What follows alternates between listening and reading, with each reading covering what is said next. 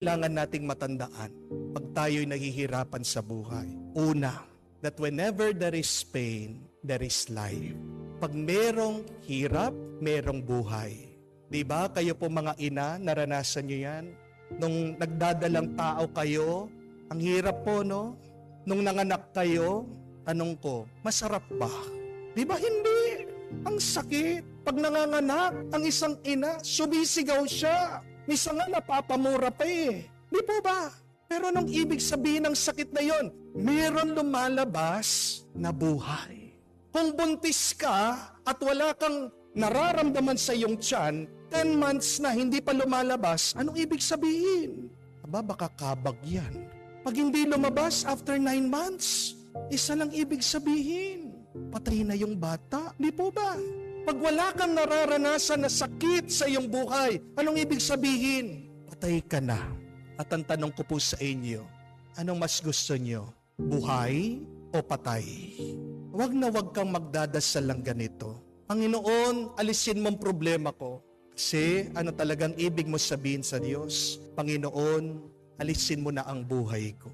Pag inalis ng Diyos ang problema mo, inaalis na rin niya ang buhay mo. Amen? Magpasalamat ka sa hirap dahil may buhay. Pero pangalawa, tandaan mo din, kapag may hirap, may sarap. Whenever there is pain, there is also joy. Nang paminsan, pumunta ako sa aking dentista, nagpapasta po ako. Pero habang dinidrill niya ang aking ngipin, napapalundag po ako. Nakikita niya na ako po ay nasasaktan. Kaya sabi po ng aking dentista, Father, ayaw niyo po ba lagyan ko ng anesthesia? Ang tagal ko na po nagpapadentist, hindi po ako nilalagyan ng anesthesia. Tinitiis ko. Ayaw ko din po na napakarami ng gamot sa aking katawan. Pero dahil gusto ko po subukan, pumayag po ako. Pagkalabas po, nagdadala siya ng injection, natakot ako. Bakit? Ang haba po ng needle. Dok, yan yung inject mo sa akin? Opo, hindi na po ako maka-atras. Tinusok sa akin. Sabi, Father, wag ka mag-alala. Kagat lang ng langgam. Pero nung tinusok sa akin, oo, kagat nga ng langgam. Alam niyo gano'ng kalaki yung langgam? Sing laki ng tao. Ang sakit po. Napakasakit na matusok ng anesthesia. At na-realize ko, napakasakit pala ng alisin ang sakit sa buhay. At sa realization, kung gusto mong alisin ang sakit, masasaktan ka. Pero, nung pagkatapos siyang in-inject sa akin, aba, wala na po akong maramdaman. Kahit nasampalin mo yung bibig ko, no? Talagang wala.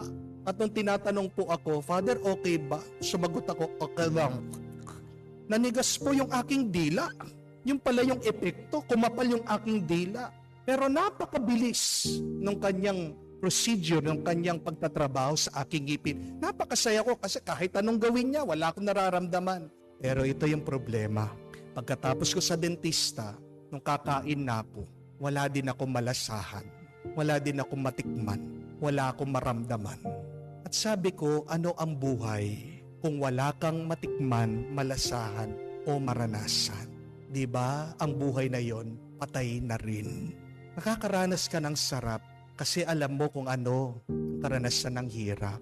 Alam mo ang karanasan ng tuwa dahil galing ka sa lungkot. Alam mo kung ano ang magaan dahil naranasan mo din kung ano ang mabigat. Ang hirap at ang ginhawa, magkasama yan. Hindi mo pwedeng paghiwalayin. Kaya pag ikaw ay nahihirapan sa buhay,